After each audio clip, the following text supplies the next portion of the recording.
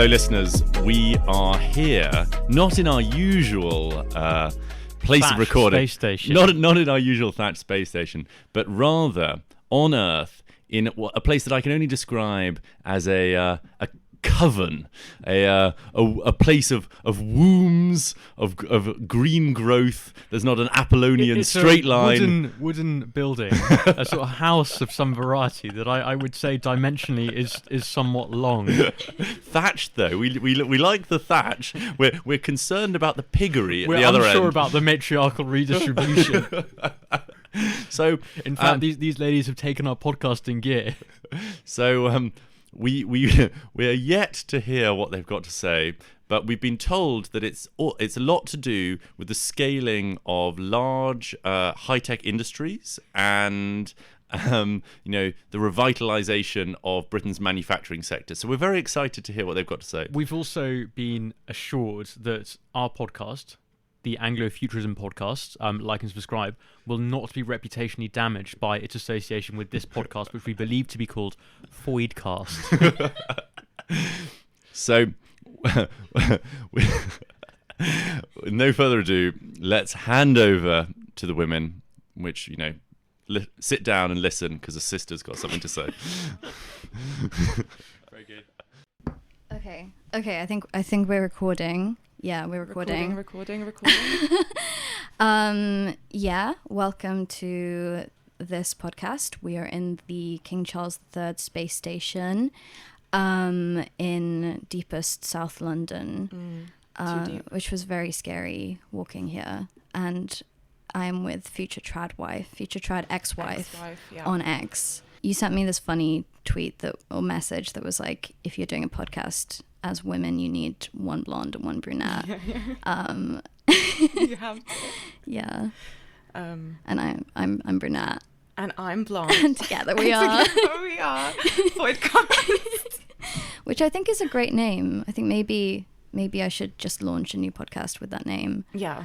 We'll do numbers. Yeah. And you and Anglofuturist Tom both came up with that independently. Yeah. It's great minds. I tried to Google it to see if it was like a thing on Twitter, and there were just free results from like 2023. So I was like, okay, yeah, we're good. Yeah, Let's do I googled it and there was nothing. It's just so us. It's we're geniuses. Yeah, we are. Yeah. We are. Tell me about what were you doing last night? I went to a really so the way it was marketed to me by people, and I should have just read the description and Googled people more, but the way it was marketed to me was like as a magic show, and I love magic because I'm like an idiot, and I love illusions. I just love it. And so I thought it was like seeing a proper magic show, and then we got there and it became very clear like 10 minutes in, and also no one would tell me what it was. They were like trying to keep it secretive, like trying to keep it like, ooh, we don't know what's gonna happen. And then 10 minutes in, it like became very clear it was a book launch. Okay. Is it a book about magic? No, the guy who like wrote the book is like into magic, and he was doing some like nice mind games with people. Like he guessed, like he put out the 1984 book. He got people to like pick a random page in the book and then pick a word in it, and then he would just say the words, and then he like guessed the words that people picked. Yeah. Which is probably like something like statistical or something like that, but that was pretty cool. And then he like, you had to put a name of a famous like woman figure into this ballot box.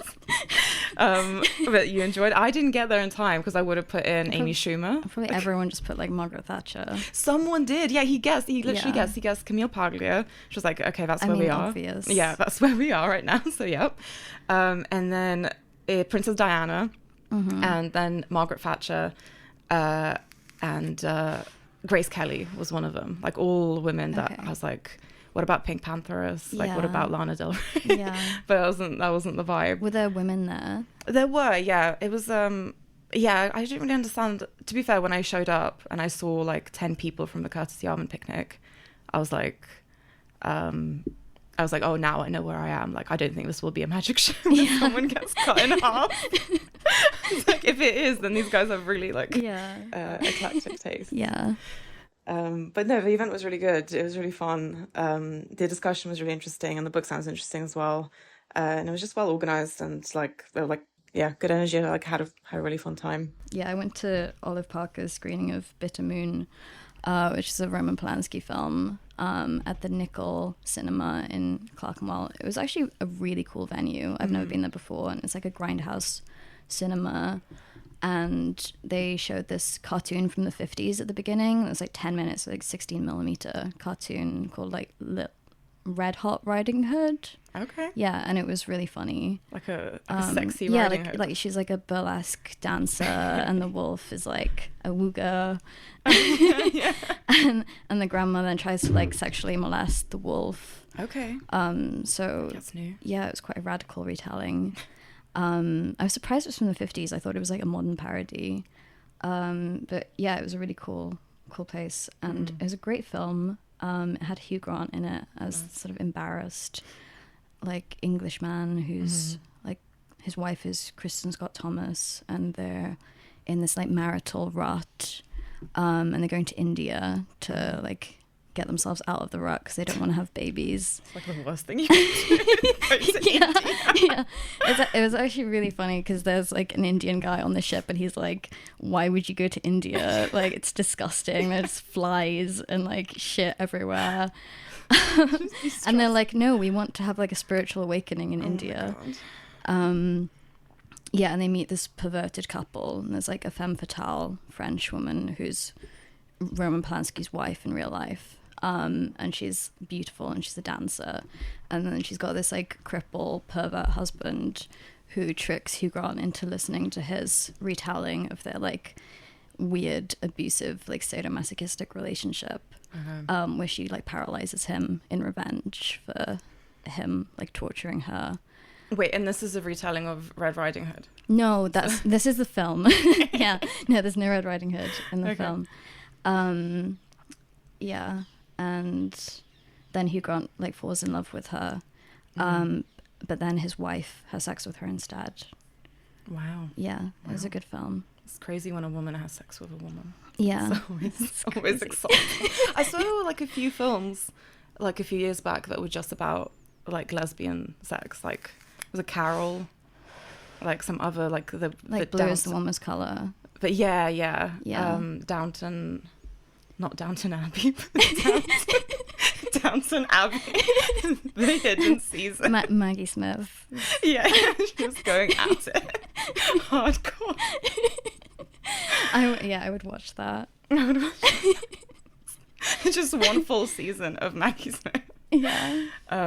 Yeah, I feel like that was like a big thing. I feel like now there's like lots of music, like lots of musical artists are like doing lesbian. Yeah. Like Billie Eilish was doing it.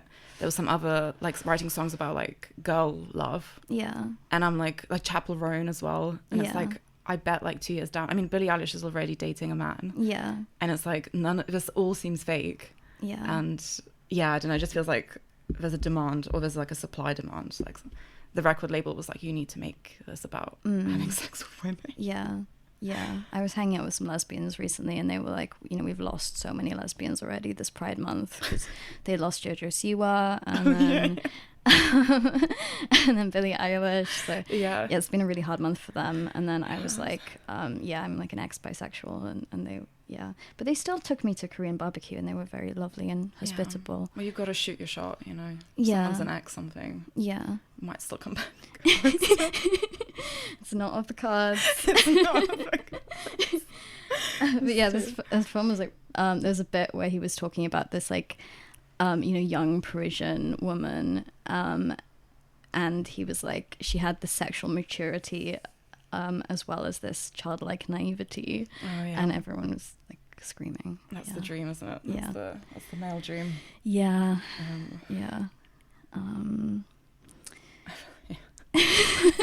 What's the opposite of that? Sexual immaturity and mental. That's like everyone I sleep with. Little boy in the body of a like 40-year-old. Yeah. I feel a bit like sexually frustrated, but for magic. Like after the shit. Yeah. I feel like I didn't get enough, and I was like, I forgot about magic, and now that I'm thinking about it, I'm like, I need to go see a proper magic show. I've never been into magic. You've never seen magic? I hate it. To me, it's in the same category as like immersive theatre and steampunk and board games and like kink. Yeah, okay, yeah, I think it overlap the Venn diagram like of people who all do these like neckbeard guys with waistcoats and monocles. Yeah, I get that logically, but then like, and like my husband hates magic so much, and then like logically I hate it, like being a bitch and whatever else. But every time like a man comes up doing some magic, I'm like, oh, yes, fighting.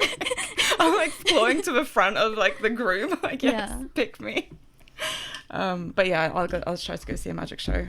It's just something about a book launch that I've only been to I think I've only been to book launches with you. Yeah. It's about a Verdurin one as well. Yeah. And I didn't even know that like in a literary reading, you read out stuff. Because when we were at another event in Verdurin, someone was reading something from their book. Yeah. And I was like, what the hell? I was like, we're meant to sit here. Like, also my attention span is like so bad. I was like, oh, a man's reading. Okay, I can switch off now. It's like, that's not what the point is meant to be. So, so I'm looking forward to your reading. My reading series. It's coming July 31st at Verdurin. And I have a really fun lineup. We've got Olive Parker, Sophie Barshall, and Alexander Raubo and Jane Cooper. And a special guest, I think. So I'm really excited about that. I've wanted to do it for a long time. And it's going to be at Verdurin, which is this arts cultural centre in Hoxton where we've been hanging out a lot. And it's run by this guy, Pierre, who lives there and brews his own kombucha. And he's like a gay Etonian. Is he from... Yeah. Is he even to Eton? Yeah, oh yeah. I did not know that. That makes sense. I mean, it tracks. Yeah, it makes sense. Yeah, he has a lot of kimchi. He has a lot of fermented foods in his barrels, which I'd like to steal. Yeah. And we're going to get Noah Kumin over as well to do a book launch, which is exciting. We've been doing so much social stuff this week, last week. The last few days especially has been crazy. We did like 3 social things in a row over 3 days, like full day social things. It was awful. It was fine, it was fun, but it was awful. I mean, afterwards I was literally just like flat out on the floor, like lying on my pile of laundry, like I can't move.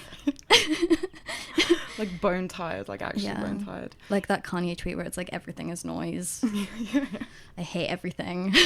It's so like you do have to like, at a certain point. I think that I'm trying to drink less, but at a certain point in the day, if you're out all day, you have to start drinking, or like you're gonna the overstimulation. It's just gonna it's just gonna get to you. Well, I don't. I just have like 3 Red Bulls, which is worse. I'm like vibrating, heart palpitations.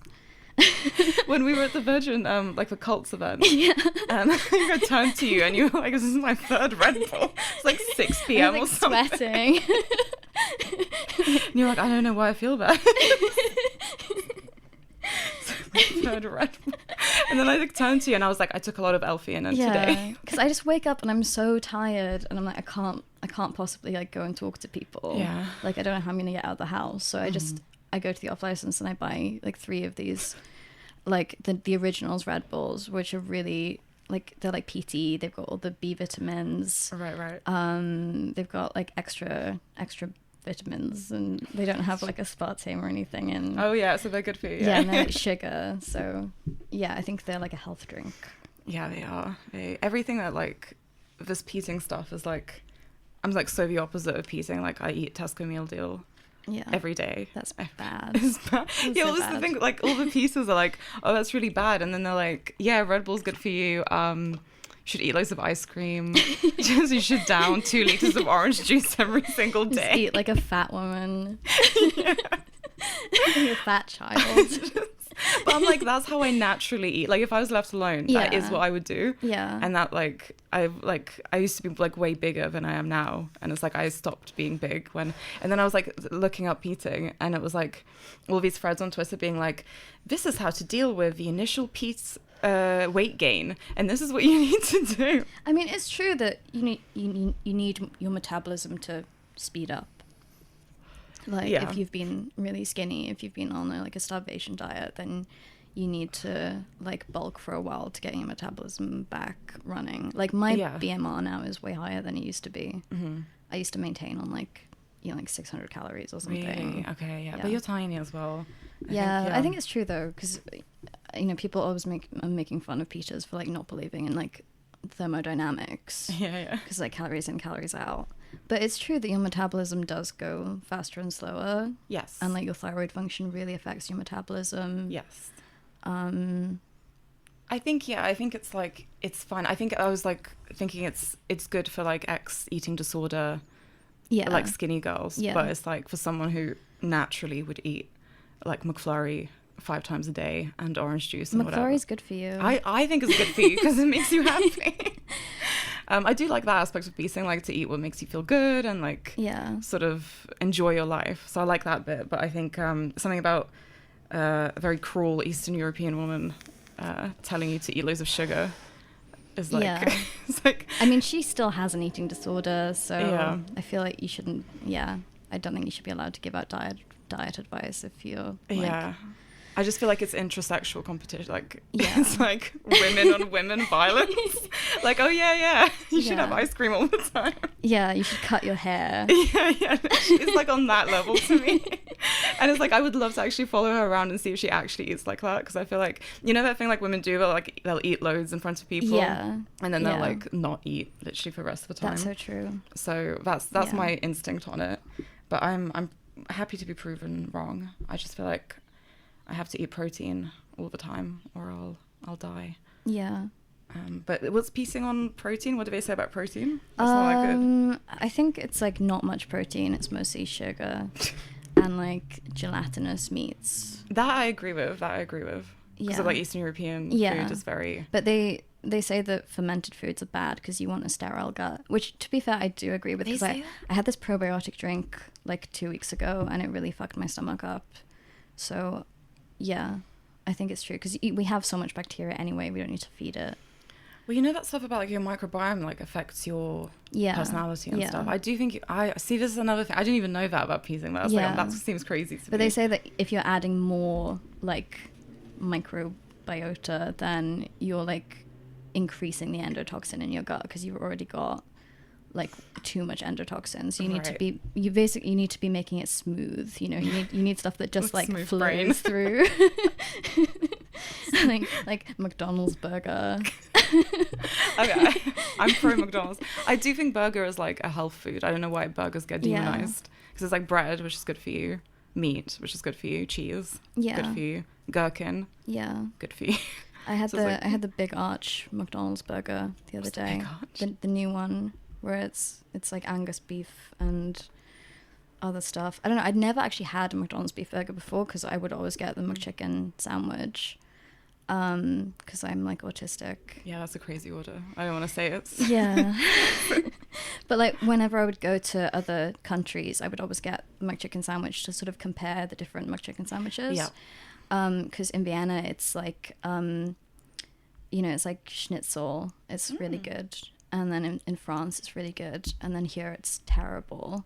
Yeah. And in the Caribbean, no. In Mexico it's terrible. Yeah. But it's just when I get like overwhelmed in a foreign city and I'm like, I'm gonna go and like tap on the machine and not try to speak French. Well, I thought they had like did different things in different countries, so I thought in like Mexico they just like make it. Just, like, give you a burrito. Mexico food is just bad. It is bad. It's the same food. I don't know why people get really. They like talk about how good it is and whatever, America, whatever. It's like the meat there is really bad because they don't. I think they treat all their meat with hormones. Basically, they don't have like free range meat like we do, and it's just bad. Yeah, is that not PT to hormones? Full up with hormones? It seems like something they say. It seems like something like anything counterintuitive. I swear I read something online that was like something with hormones is good for you, like something estrogenic or something. It feels like all this diet advice just feels like it's like cycling too quickly. Like everything's accelerating and it feels like the diet advice is like accelerating. It's like we just had raw meat and now we're like going to McDonald's. But I'll try it one day. If I lose enough weight, I'll try a little bulk on sugar and as if I haven't been doing that for years. I just drink milk and I'm just living on like milk and dumplings right now. Nice. But I think milk is nutritionally complete. Yeah. So it's good for you. Milk and... Well, potatoes was another thing. We spoke about potatoes because I thought that was peaty. Yeah, no, I disagree with the mainstream Peters on this because I don't think Europeans are evolved to eat potato. I feel like the Irish and the Eastern Europeans. Yeah, but we've only had it for like 500 years. Yeah. But we've only had like coffee and chocolate. How long have we had chocolate? About that much, right? Yeah. Right, because it's from... and we love chocolate and coffee. Yeah, that's true. But potato has like solanine, and sometimes people die from potato. Like in Canada, I was reading some like 40 people died from just normal potatoes, but they were too high in solanine, and we've had to breed them to like decrease the solanine. And it's the same with tomatoes and tomatine. Oh yeah, I heard about tomatoes. And I think some people have adaptations which help them process those toxins better. Okay. Yeah, I feel like I'm genetically adapted to potatoes. Like, Yeah. I feel like that should be my diet. Milk and potatoes. I'm not. No, I don't react well to potatoes. Yeah. But anyway, I'm happy to be proven wrong. I think if something happens where all the Peters, like, Yeah. something magic happens to you suddenly from peating, I'll be like, okay, Yeah. I'll try it. I mean, I don't do it properly, but it has influenced me. I think whenever I've been sort of like hypomanic the last 3 weeks. I've just been like really energetic and sociable, and like haven't been sleeping much. And whenever I get like that, I end up going into this like nutritional deep dive down rabbit holes, and I'm like, I'm gonna fix my brain by like figuring out the right diet and like the right set of vitamins. And then, like, I don't have a science background at all. Like, I don't understand what I'm reading. But I'm like, so I become like, yeah, I'm a genius. I can. Like, I'm connecting the dots. Yeah. It's like all the acronyms and like scientific papers, and you're like, yeah, Oxidative stress. I'm stressed, so this is it. I'm stressed. So I ordered some methylene blue Yes, because it's like an MAOI, which is a class of antidepressants I've never tried.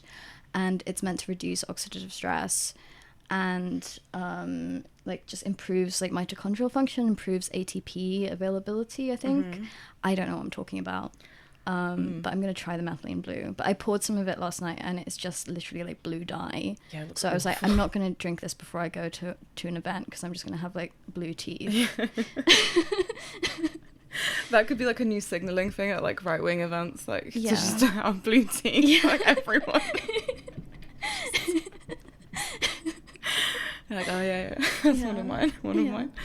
How to identify like a fake Peter. When I worked at like a hardware shop when I was like 18.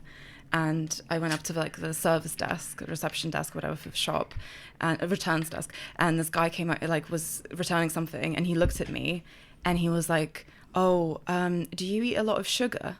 And I was like, "Yeah," because I was eating a lot of sugar. And he was like, "Yeah, I can tell by your hair because it's got like loads of like split ends, and it's very like flyaway." That's what my hair is like. Yeah. So apparently, like, there's something with something like biochemical about sugar and like destroying your hair essentially. That was really funny. I was like, he was like pre right-wing diet advice Twitter. He's like, your hair's fucked up. Are you eating a lot of sugar? Yeah, but I mean, it is all fake, like it is, and it is interesting to read that peating stuff. I think it just seems like it does feel like a massive reaction to like modern science, and like so it does feel, I don't know, I'm very wary of getting too. I think it's fine to like try stuff out. Obviously, like, it doesn't matter like if you just eat a lot of sugar for a few weeks. But I mean, there was like God Emperor Peter guy who tried like massive doses of calcium and like died, had like multi-organ failure. Oh my god! And everyone was eulogizing him, and they were like, this is the spirit of peating, trying things and being willing to like sacrifice your life.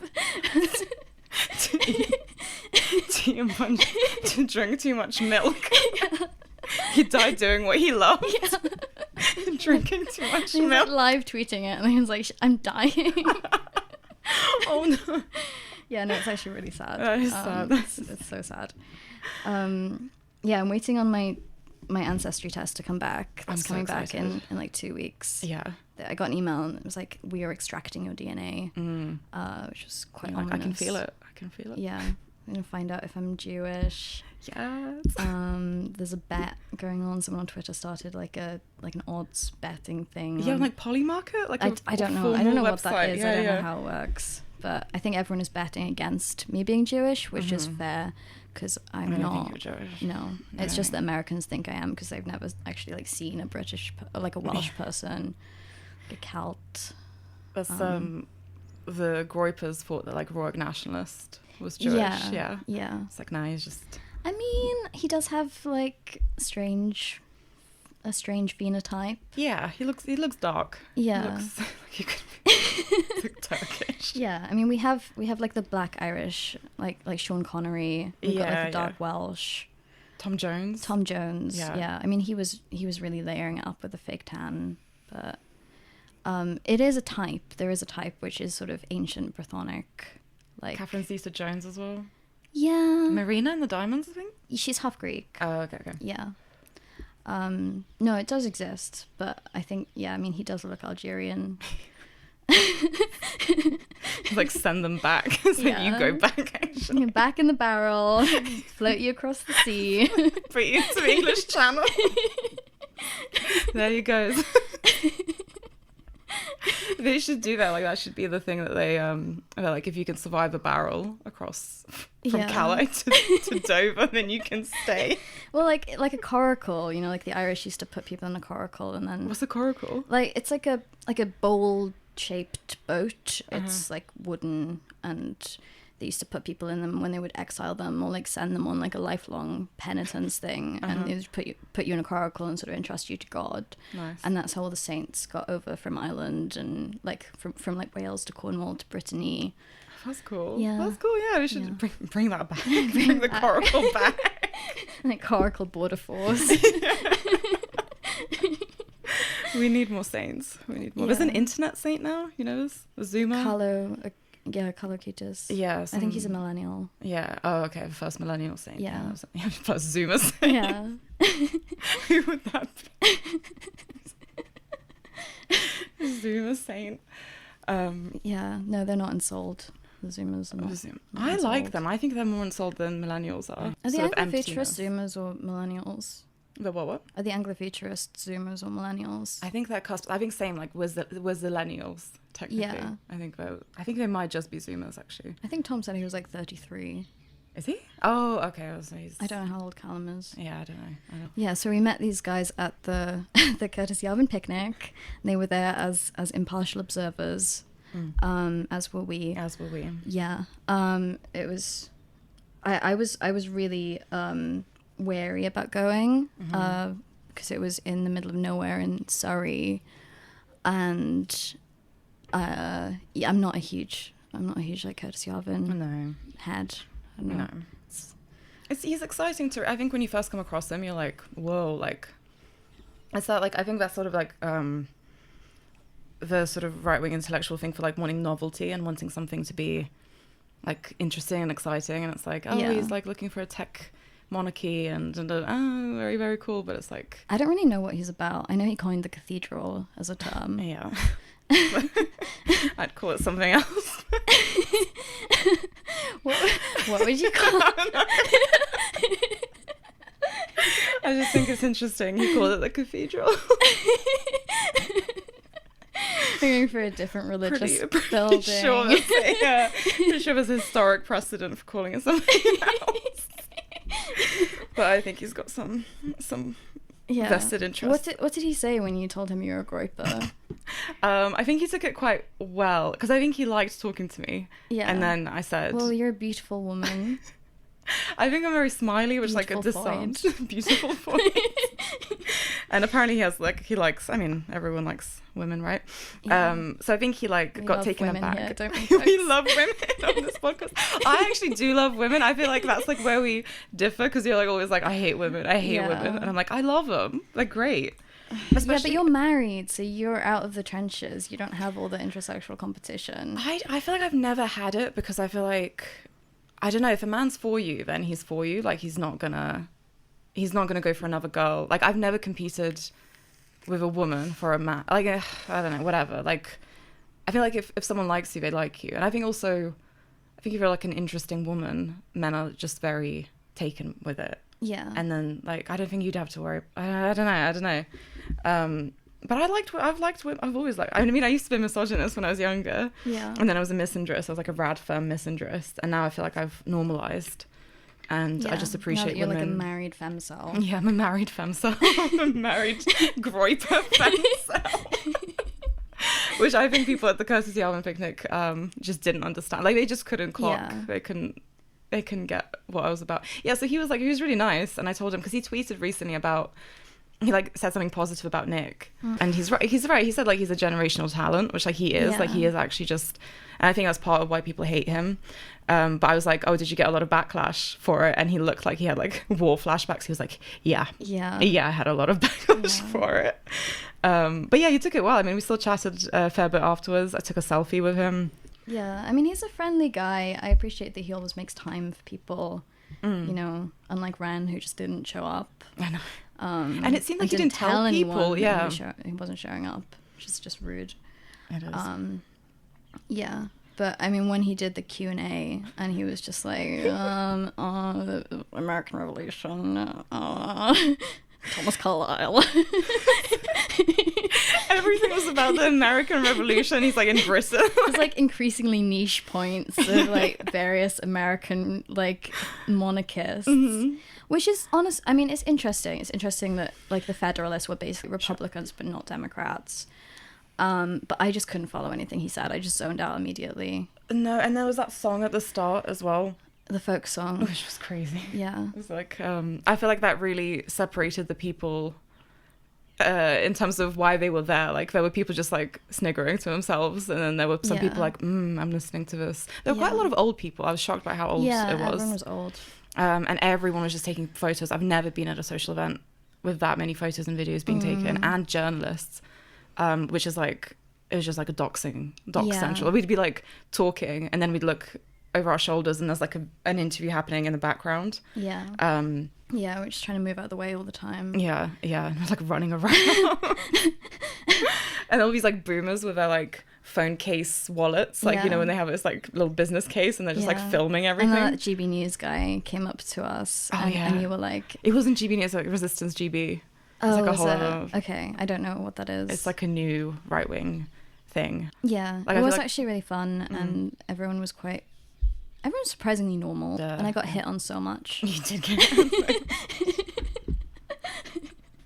I feel like my way to not get hit on is to say I'm a groper. I think I was like that.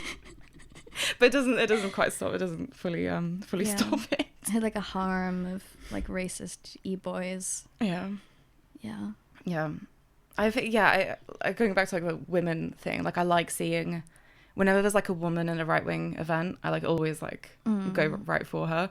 It's like I'm no better than a man.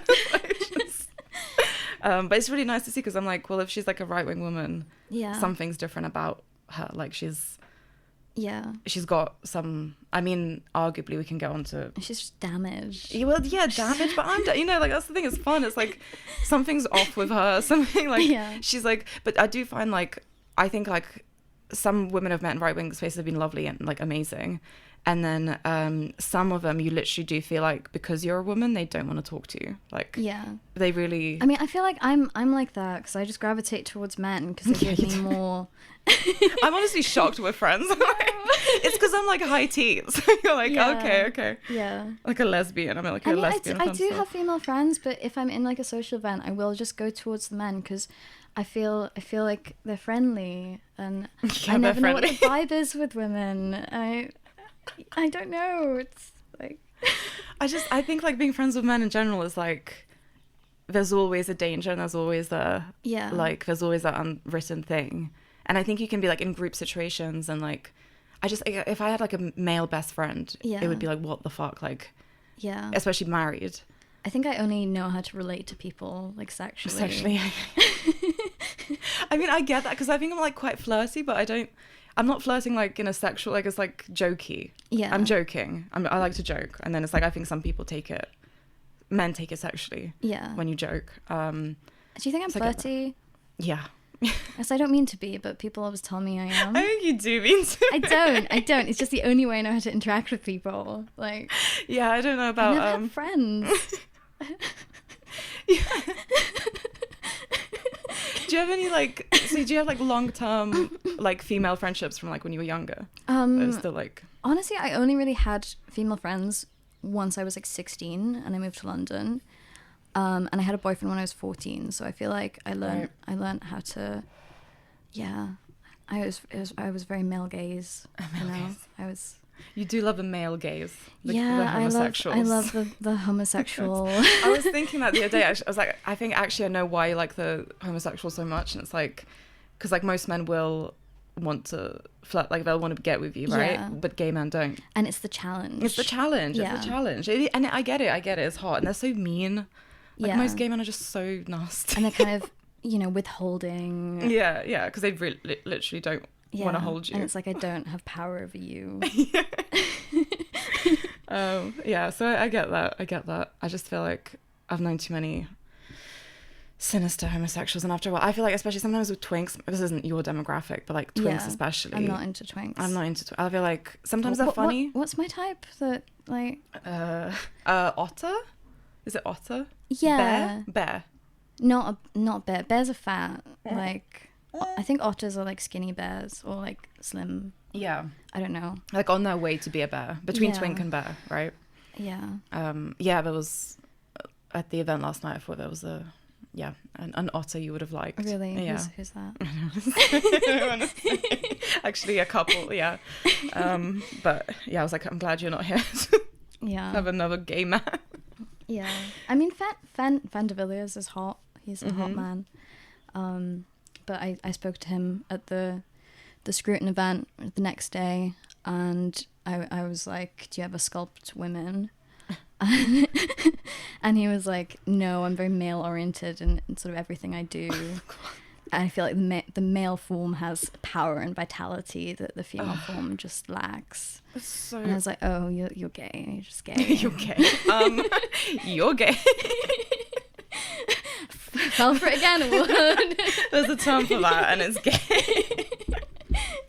Well, like, didn't like BAP have a tweet that was like, yeah, men are like the aesthetic sex. Yeah, well, he was like, only a man would find something as a woman attractive, which I think is wrong. Like, I think women are attracted to women. Like, I think women sometimes if you're on the tube and a really beautiful woman comes on, like 10 out of 10, like the most gorgeous woman in the world, the women will be the ones that like perk up. And it's like, I think some of it obviously is like whatever intersexual competition, but I think part of it is just like an admiration for like aesthetics and a beautiful woman. Like, I feel like it's like sort of like autogynephilia. It's like you see, you want that for yourself, like you want to be her. It's like when women watch porn, they look at the women in porn and they imagine themselves being in that position. They don't look at the men. Yeah, not the way I do. Not the way I do. Obviously, we don't do that anymore because we're Catholic. We're Catholic. Yeah. We're Catholic.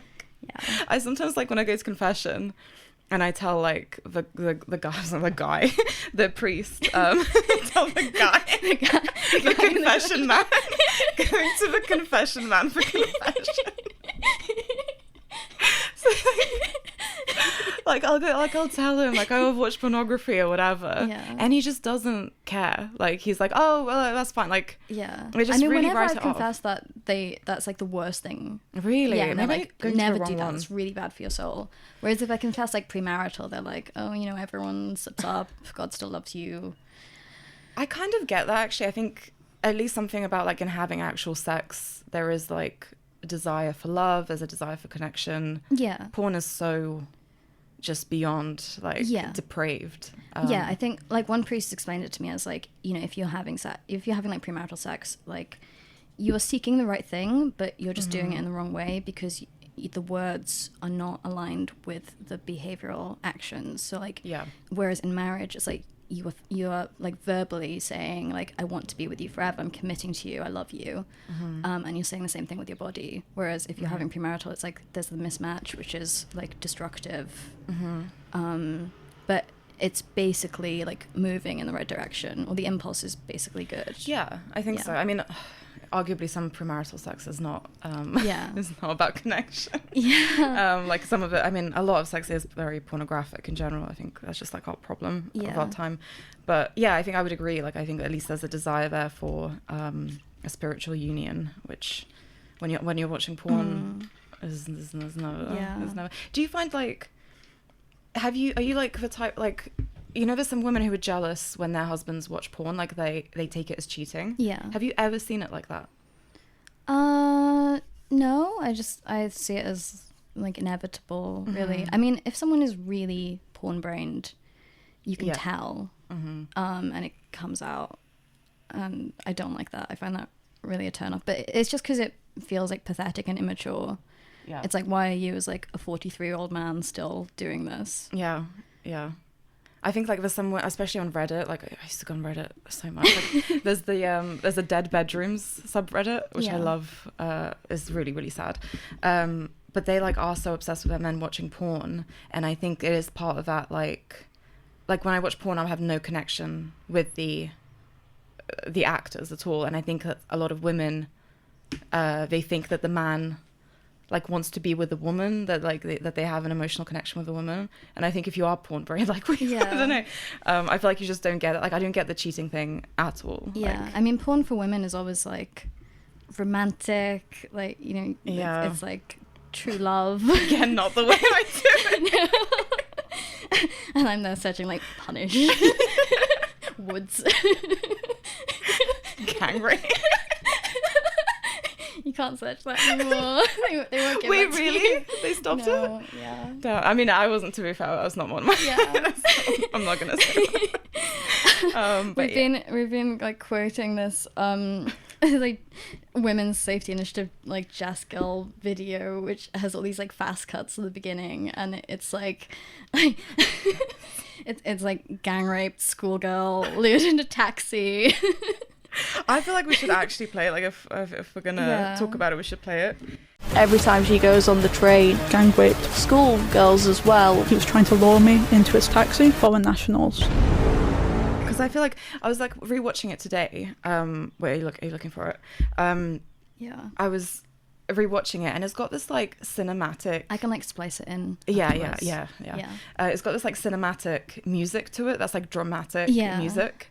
And it's like, why did you do it like that? Yeah, Like, it's so just real. so funny and It is intentional, funny. and obviously it's a serious topic. This is this is my this is my problem with the whole thing, like that whole operation. Yeah, Is like, it's one of the most serious things that's like ever So happened. serious. Like, and really, really harrowing. And to have these like girls, like some of them dressed, and okay, like I don't want to like dressed in like polyester like milkmaid dresses up to like but it's top like of the thigh. yeah, well, because it's like, okay, I was thinking about this on the way, and it's like, you don't want to like well, I kind of think we should slut shame a bit. I feel like everyone's Yeah. dressed You way don't too want victim whorish. blame. I don't want, but that's the thing, it feels a bit like it just is sexualized, and like, because it's such a sexual traumatic topic, I think having it be sexualized like Yeah, that, you should dress modest to do Yeah. the rape. to do the rape video, it's more, you know, it's more exciting. I just She like Jess Gill always wears those dresses, like even in the winter, and maybe it's like an autistic thing, maybe it's like a comfort dress thing, you know, where you wear the same Your thing comfort every dress. day. Well, I looked into her a while back because I was like quite fascinated, because I think what's happening here is that trying to make like a British e-girl, like they're trying to make British e-girls happen, right? Yeah. And it's just like, it just isn't natural to the Anglo. Make e-girls British again.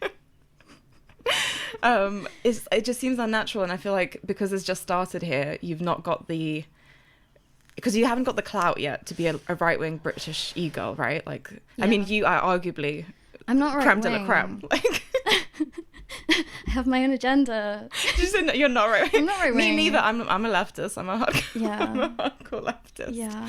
I'm just a Welsh nationalist. Welsh That nationalist, doesn't fit easily in Anglo categories. No, I think they're trying to make it happen, and it's slim pickings out there. Yeah. And I think so she's trying to do this thing. So I looked into her because she used to be a leftist, and that's like all of us. Did she? All of us were, you know. But she was really cute. She was she had like long brown hair. She was wearing those hoodies, those like left-wing kind of emo hoodies, and she looked really, way better with brown hair. so cute, like such a cute girl. And it's like I have this like problem with like British like right-wing LARPing, trad, like fashion LARPing, like the guys wearing the tweed jackets, and like when they're clearly, you know, when you can tell they're not from that from that world, and they're wearing it, and it's like, just put on a fucking t-shirt, like it's fine, like you just a shirt, like just a nice shirt. But yeah, like dress up, like be nice. Yeah, like you can tell when someone's got money because they wear basics, but they're like high quality basics. Yeah, exactly.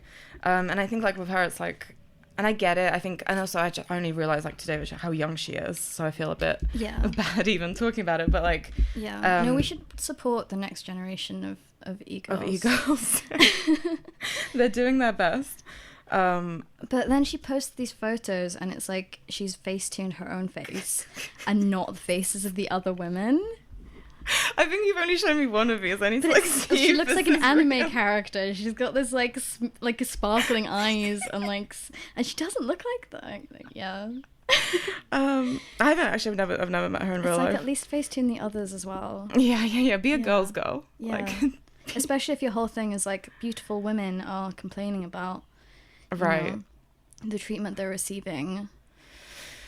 Yeah, I think that's my problem. I'm like, if you're gonna I don't want to be mean about a woman's appearance, but it's like if you're gonna go, because I understand in some ways I get it, like you're trying to get attention on the internet, so you have to present a woman's body to like draw attention to your issue. My argument though would be like, I think a lot of attention has been brought to the issue, and like a lot of journalists have been doing stuff for years on it, and like the Elon stuff at the start of this year. And like Adam Rand stuff he's been doing. Yeah, and I think some GB News journalists as well. Like, he got like a round of applause at the Scruton conference for it, which is really, really nice. But it's like, it's like serious people, and it does feel like it just cheapens the whole thing. And because I think because it has the sexual element of a crime, to then present yourself like that.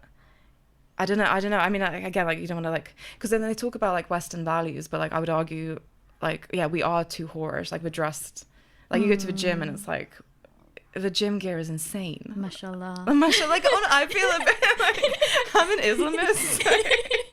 Groiper Islamist. That Venn diagram is like a circle.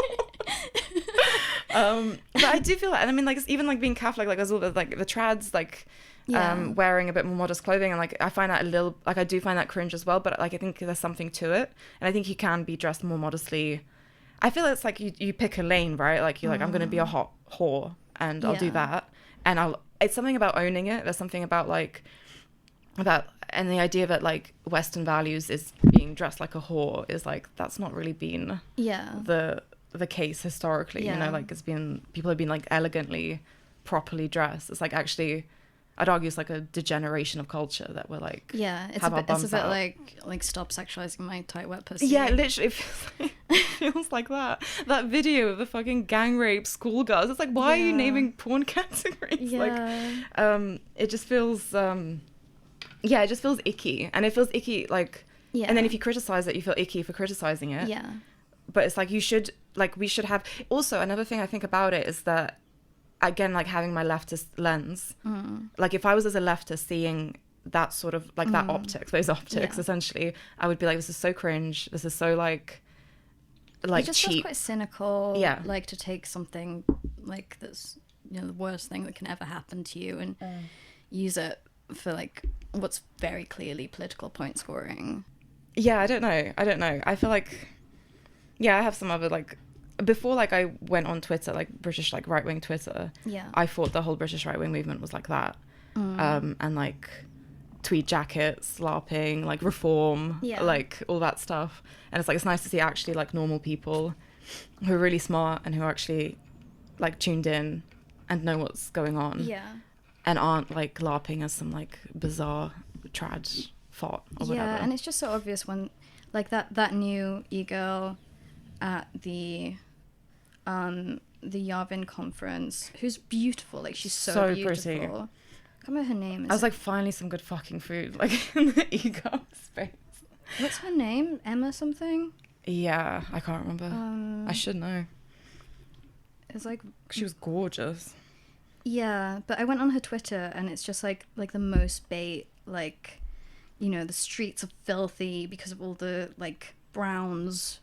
And it just feels so like astroturfed. Yeah. And like that's not how 21-year-old girls speak. No. Like it feels really inauthentic. It is, I think. I mean, in some ways, like, you think when there's like women coming into, when women start flocking to your movement, it's kind of a good sign because it means it's like getting legitimacy, like, because they're such conformists, like we're such conformists. Like they. I'm like, I'm out of this.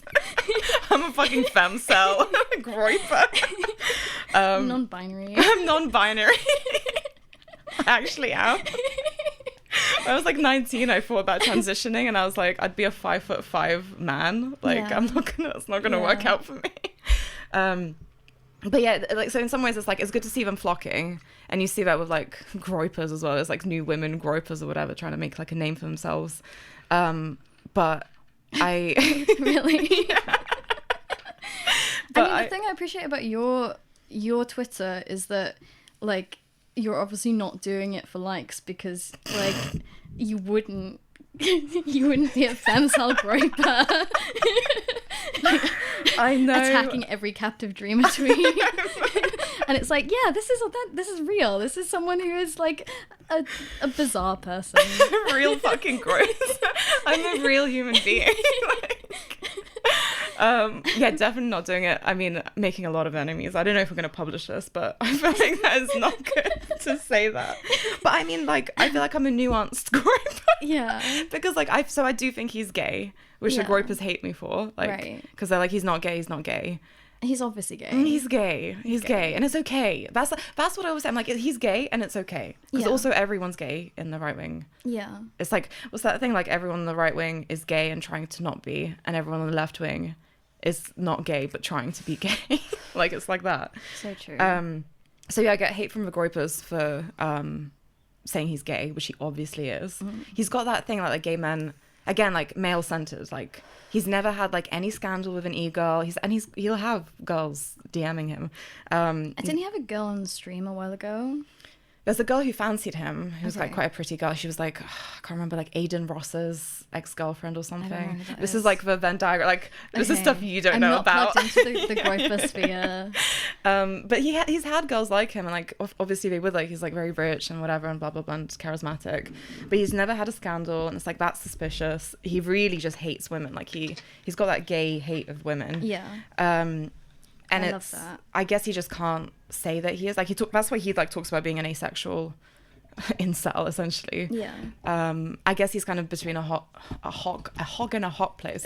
A rock and a hard place. Hogman, shout out. Hogman. We love Hogman. I saw him reply to one of your tweets. I was like, yes, shoot your shot. Yeah, so yeah, I did appreciate how like forthcoming they were, the men at that event, because Hogman at the end was just like, you know, we should hang out sometime. Yeah. So yeah, that's cute. It's nice that you're so upfront. That is the nice thing about also the right wing men thing. I think because everything's like laid out, like the sexual dynamics are laid out, like everyone understands if they're in the right wing circles what's going on, right? So then you can kind of move past it. Like, you shoot your shot, you say no, whatever, and then it's like you can kind of still be friendly. Like, you can still have it. Whereas in the left wing, like, you'll have like in the left wing circles, you'll make friends with a guy, he's completely asexual, completely like it seems like he's not interested in you, and then he like gets drunk a few months later and like makes a move on you, or like says he's always liked you and he's written a handwritten note for you or something like that. And it's like, it's so much more unnerving when that happens, because it's like, I thought you were safe, I thought you were you know how it is, because if you're in that worldview, you're like, we're all just random blobs hovering around, and then it's like, no, that male instinct is still there, it's just hidden under layers of suppression, essentially. I don't know how you found left-wing spaces when you were still I mean, I still go. I mean, I was going to like Soho reading series, which is I mean, I think that's pretty left-wing. They had like a Jacobin guy doing one of the readings. I mean, everyone is just more self-conscious. I think it's like a fear of it's just, you know, when you're not sure what you can say and how it's going to be received. And the thing I like about like the right-wing sphere is that everyone's just very like open and funny, and I don't feel like anxious being there. I don't feel like I need to drink to like be around them. And obviously I get a lot of male validation and attention, which is great. Which helps, yeah. I love that. It's like when I was in Oxford and I would just get invited to all of these like Pusey House things. What house things? Pusey House. It's like an Anglo-Catholic church in Oxford, and lots of my friends were, and they would do these colloquia. I met Rod Dreher in one of them. I don't see. I'm so stupid. I don't know who's that. I'm online. I just go on the internet. He's a writer for the European Conservative. Okay. He's very into demons. He's just written a book about demons. Nice. And how they're real. But yeah, I would always get invited to these things, even if I wasn't like right wing, because they just needed women there. There were like two of us, just me and Jane. That's how they get you. Yeah. Yeah, I find that with left-wing people sometimes it's like, the sense of humor is a big one. I mean, I think you can have it on the right wing as well, because you have like these autistic men who, or their jokes are just really like, again, like basic, like, oh, brown people or whatever. It's like, okay. Okay. But I do think there's more of a sense of humor. I think there's something about humor that's like, it is connected to truth. Like, it is connected to an understanding of the world. Like, the reason you make a joke is like to comment on the space that you're in, right? So I feel like you can make more jokes in that way. But yeah, I mean, you still get autistic men every year. But I just find that sometimes talking to left wingers is like a dead wall, like a brick, a fourth wall. Yeah. Which is nice to not have that. I think the Anglofuturists are really good on that. Like, they're really funny. Like, actually, nice guys. They're right wing, right? Yeah. Yeah, I think so. Mapping out the terrain. Yeah. I'm not sure how I feel about the Anglofuturist stuff. I always thought it was like quite cringe, like the YIMBY get Britain building stuff. What did you think about the wiping graffiti down on the tube? I just think it's just like school prefect behavior. I mean, I also like the Bakerloo. Like, I like the grimy, like disgusting graffiti tube carriage. It makes me feel really like nostalgic. Yeah. It's like a taste of South London on the tube. I mean, I guess, you know, I do wish this country would work. I wish the trains would run on time. I wish, like, things worked properly. Yeah. But I think at heart, I'm, like, a sort of degrowth, like, Celtoid romanticist. I want to return to the fields. Yeah. But we can't all return. There was, like, at the Scruton conference, there was this guy who was, like, an academic. Oh, no, he's an MP on this panel. And he was, like... Someone was like, how do you see the future of England? And he was like, well, actually, I would kind of see it like the middle class experience of lockdown, where remember when he was like, because I lived in a village and I got to have Kruger. Yeah. And he's like, you know, I got to have 3 meals a day with my family, and I got to know my neighbors, and I didn't leave a village for months, and I really made a connection. And it just fell so flat. And then like 2 speakers down, Rupert Lowe was like, the lockdowns were the worst thing that ever happened, like, to our society because of the young people getting fucked over. Yeah. And it's like, I do think we should be able to live in developed cities. And with the wiping down the graffiti, it's like, I get it. Like, it feels a little bit cringe. Like, it feels a little bit, school prefect-y. Yeah. But it's like, at least they're doing something. And there's a sort of optimism and a sort of hope for the future that is actually like, we should be able to use the tube. It's a very complicated and very amazing system that we have. And like, we should be able to go on there and have a pleasant experience. And it's like the Anglofuturist thing of like, we should be able to live in like the mega cities we did like up to like 40 years ago. Yeah. The cities were functional, and there's cities across the world that are functional, like Tokyo. It's like, you should be able to live like the opportunities that we have in London, we wouldn't have elsewhere. Who was it who was talking about St Pancras Station? Was that Ed West or I think Danny it's James Kruger? Orr. James Orr, actually. Oh yeah. And I was just thinking about like Assassin's Creed, and Can I just say about racism? We were walking back from a Scruton conference past Big Ben, and I was like, the sunlight was hitting, because there was like some architects on one of the panels talking about how the sunlight transforms architecture, and I was like, oh wow, you can really see as the sun sets on Big Ben and the light transforms it, and it's so beautiful. And I was like, having like a little drunk moment, and you were like, oh, just like an Assassin's Creed. Yeah, because you can scale it and you can like zip line down it, and it's really fun. But a serious point, if you go around Serious point. If you go around Assassin's Creed Syndicate, you like notice how many of the beautiful buildings that we now recognize as, you know, classic London landmarks were built in a very short space of time in the Victorian era, like Charing Cross Station, St Pancras, Natural History Museum, lots of other ones. Yeah, the House of Parliament, Big Ben. Yeah. And all of this, it's this rapid development with a real like aesthetic vision, and totally transformed the city from this basic like this early modern slum where I think like the rate of stabbings was higher in early modern London than it is now.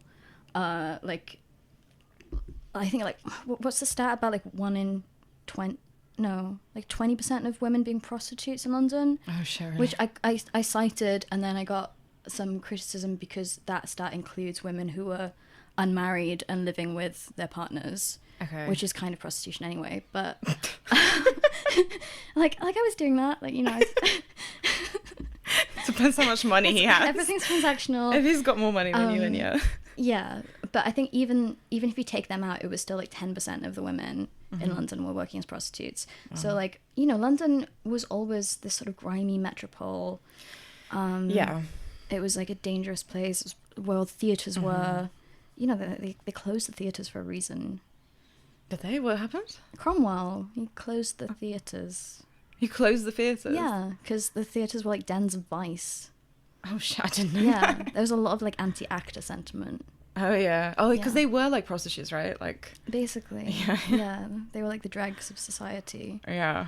And so much of what's good about London and about that culture comes from those places, comes from these like grimy, weird, like down and out, like bohemians. I mean, they weren't bohemians then, but like Jacob Phillips wrote an article about this in The Critic, where he was kind of like, remember proper rag and bone men, you know, like we've lost our traditional underclass because we now just have like Somalis, like delivery drivers and like moped gang, phone theft. Yeah, and you even had like in the 80s or 90s, was it like all the like artists, musicians, like stand-up comics, as Stuart Lee spoke about this, like I don't watch comedy. Comedy or magic. Those are the same thing, by the way. Those are the same thing. But he said he was like, loads of them they were like on the dole, like they were like just getting benefits, and it gave them opportunities to do their own thing, like to actually make something. I guess there's like what is the underclass, because some of them are just violent criminals that aren't gonna and I think because I'm such a like scaredy cat, so like came here from Brixton, walked down from Brixton station, and I don't live somewhere that's like Brixton. And I just found it like so unnerving, upsetting. Like I think also because I'm thinking of having kids, and it's like there's just no fucking way I'd ever take catwalk with a child. And I don't know if that is just me being like really racist. No, well, it's not you, because it's like because you know, like sometimes like you'll talk about it again with left-wing people about the crime, and they'll be like, oh well, a lot of it's just gang violence, so if you're not in the gang then you won't get stabbed. And it's like, first of all, there shouldn't be gangs like roaming around that are like hurting each other, like they're killing each other is horrible. And also it's like, you could, there's an over like like there was that guy, the guy who worked in AI, and he got punched on the tube and died. That's actually I mean, that stuff does worry me in the same way that like terrorist attacks worry me. I'm so scared of terrorist attacks. But I think I can't really get on board with the sort of anglofuturist, like, you know, cut benefits thing, because I feel like loyalty to that class of people who I think are like, I think there should be like crusty musicians and artists claiming PIP and getting Motability cars. I think that's, you know. But I feel like that's almost like a level of snobbishness, because that's like your interaction with, because again, like, what is the underclass, right? Like, because you're seeing the underclass as like these grimy, like, But artists. I'm among them. Well, I mean, I don't claim benefits anymore, but I did. yeah. But you're not. But you can understand that you're not. You're not like East End Cockney. Like, you're not that type of person. And it's like. But then you liked Tom Skinner, right? No, you didn't actually. I liked him before the panel. I liked him a lot, and I really think he does like tap into something that's very Anglo, and people, it is like East End Cockney, but I really liked. Yeah. I think when he actually spoke, I felt suddenly like a minute in, it felt, especially the Scruton conference, there's a bunch of Tory boys, like everyone was like in their suits and whatever. 1 minute in, it felt like they brought him out as like a zoo animal. Yeah. And it felt like, you know, like people would bring out like an ethnic minority, like a token minority. It felt like, honestly, like an ethnic minority. Yeah. Which he is in London. Yeah. Like, I mean, is. he was doing that, like, you know, we love our families, we love food. We love community. Yeah. I think I was half expecting him like to show up to the podium and like suddenly be like really like erudite and like really like as if it was a like I thought it was a shtick. I thought it was an act that he had, and then like it became very obvious it wasn't an act, and then it was like suddenly that class divide, which I think is so crazy in England anyway, like the interclass hostility that they have. You don't really get that in a lot of European countries because everyone's kind of middle class, right? Like so it suddenly became very obvious, and it felt a bit patronizing, it felt a bit fetishistic, but you liked it, you thought it was great. Yeah, I mean, I think like especially compared to the other MPs on the panel, like I like Dani Kruger. I think the speech she gave about euthanasia at the second reading was really good. It was like one of the best parliamentary speeches I've heard in decades. I like his politics. I like the whole like post-liberal communitarian thing. I didn't like Rupert Lowe so much, honestly. He kind of wound me up. Big disappointment, I think he was. Like, yeah. The way he's on Twitter, I thought I was really expecting something from him. Yeah. And I didn't. But, like, neither of those guys are gonna, like, be able to, like, lead a movement, or I can't see either of them as Prime Minister. No. And I think you do need someone who is able to connect with people, which I think Tom Skinner could. I think, yeah, he's kind of like he's the populist person, but I don't think that the English Constitution is like the American, because I think they're trying to do a Trump thing. Yeah. And first of all, Trump was like a very successful businessman and like very... Trump's kind of successful. Yeah, and like selling mattresses or something. What he does. Legitimate business. I mean, I know he got done for fraud or something. Oh yeah, I was like... Selling stolen TVs. I hate that that's like they tried to get him on that, like on Twitter. That makes me like him more though. Yeah, I know. I don't know why that's a problem. Yeah. Like, also there's criminals every day walking around. I'm working class, so like... Are you working class? Yeah, I'm from that background. I'm technically, I mean, I grew up in a council house, but what did you just say? I'm South Wales. I'm South Wales. I'm a valley girl. Yeah, but I think you never see those people in politics. Especially not British politics, like European politics. Yeah. We are more snobby as a continent. Or like my old leftist loyalties, like awakening. I really liked him. I think I was kind of hoping from both him and Rupert Lowe for the next like leader. And I don't think either speeches, like, I mean, not to be rude, but Tom Skinner, like, he couldn't figure out that the mic was too close to him. Yeah. And it kept, like, breaking. And it's like, just move back a bit. He hasn't done any public speaking. He must have done something. I feel like with a good team behind him, like, with some PR training. Yeah. He could be the next mayor of London. What's the white population in London? What's the... 37% in the last census. I don't know. It would be interesting. Yeah. Oh yeah, new Muslim mayor in New York. Yeah, I'm a big fan. I've muted all those words because I don't need to know about New York politics. I think it's cute because we copy Americans so much. It's nice to see them copy us in electing a Muslim mayor for their capital, for their like biggest city. Yeah, it is like. Did you see that halal video he did? Halal for $8 video, but like everyone was praising that, like that was sort of around like all over the political spectrum in America. They were like, this is a good video, this is a good message, whereas here I feel like that wouldn't have the same response. But I think they do have a different type of like Muslim immigration. Like they tend to get more middle class immigrants. Yeah. Like striver. Yeah. Yeah. And then obviously statistically they do better than like white Americans. Yeah. Because they have like family values. They have a family. They have dad. An actual family that cares about them. It's not trying to like disinherit them with their house. Yeah. Yeah, I mean, I'm a fan because he refuses to go to Israel. Yeah. Which I think is really bold and really brave in New York. Yeah. Yeah. No, I'm in favor of that. Yeah. Do you know about like the Jew line in New York? No. Oh, yeah. Yeah. Because of my Or it's like one of the rules that on the Sabbath you're not meant to like carry stuff around outside. So they've just put like a line around the entirety of Manhattan, and they're like, "This is inside."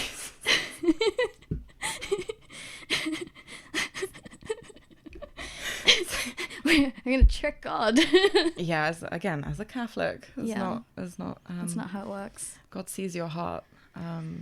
Yeah. Yeah, they have. I mean, Or Satan, the father of lies. The what? The father of lies, Satan. Satan, He's like a big trickster. And the assumer? What's that? He assumes. I don't think that's a thing. Satan is the great assumer. You know what they say about assuming?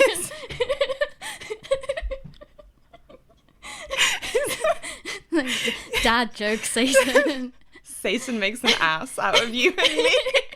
So true. So true. So he does. I'm going to pause this because I need to pee. Okay, I need to get a beer. Okay. I think.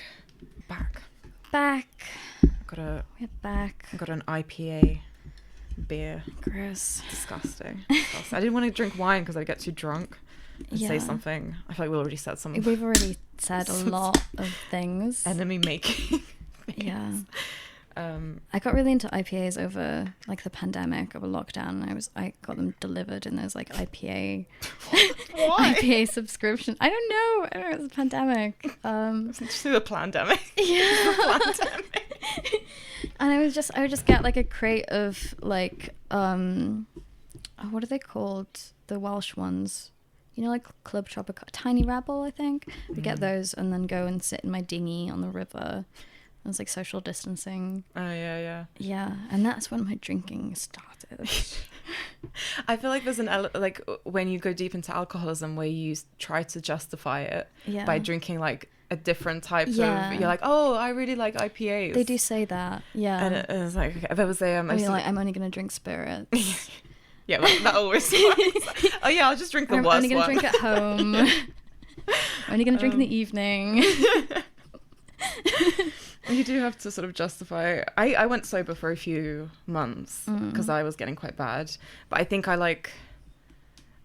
get such bad hangovers for one, so it's like, oh, it kind of doesn't like pay it that much. And the fatness, you just get so fat. Like I just got really, really fat. It's really estrogenic. Yeah. Yeah.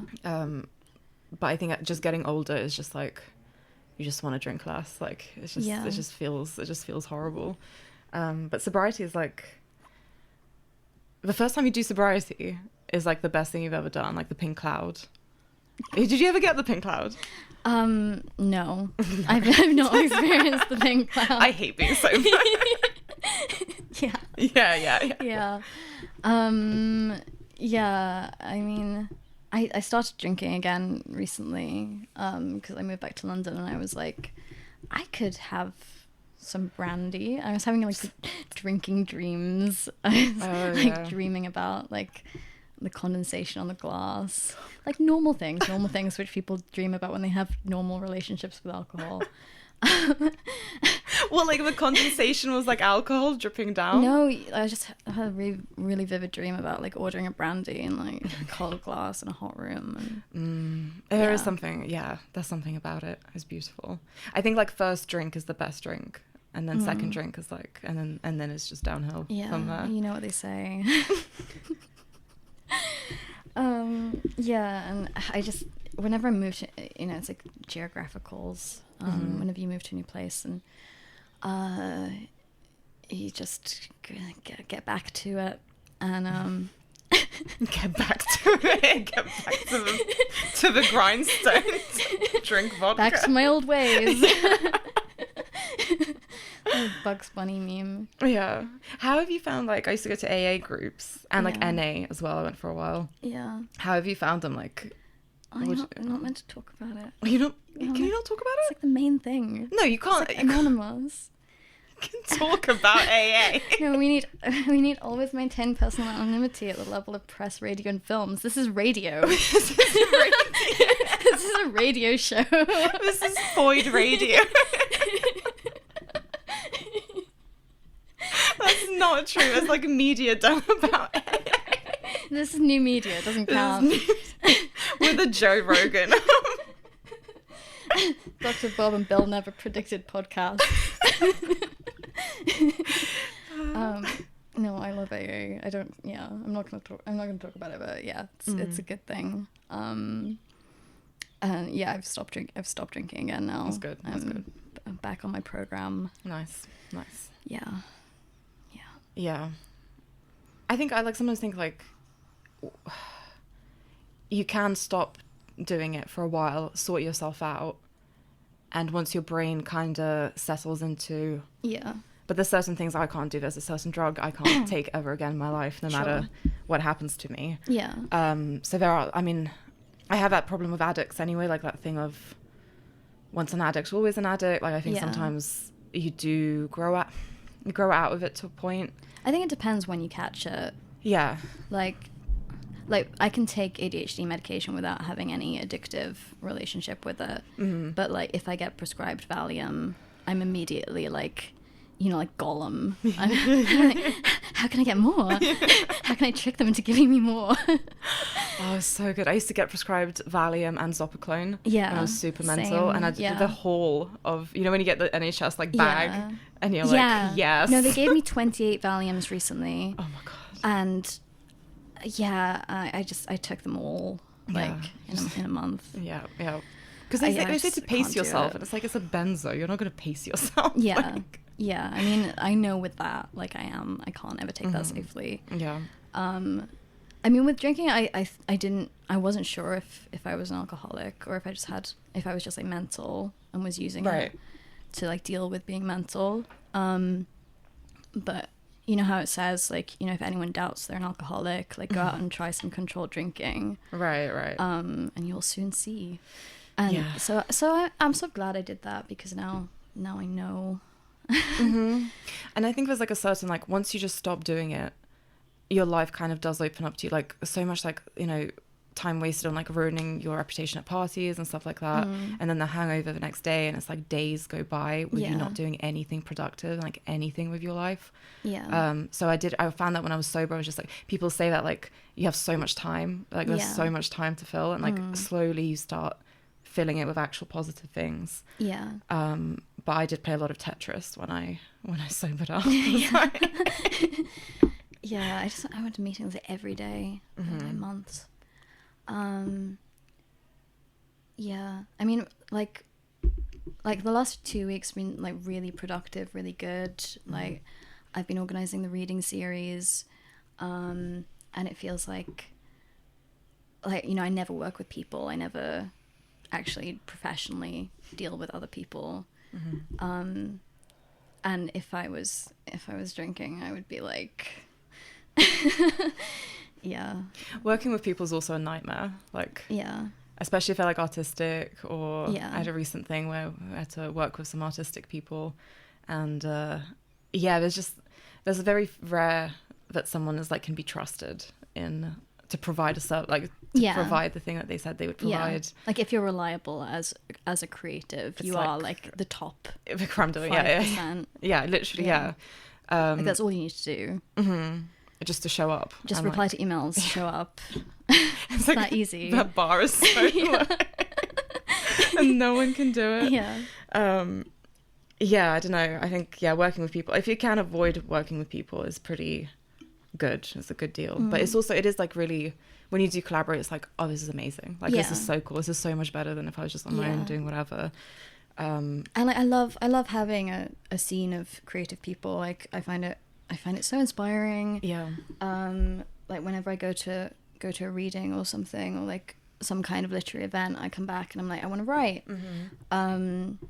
Because I mean, otherwise you just end up like alone, sort of trapped in this like cul-de-sac.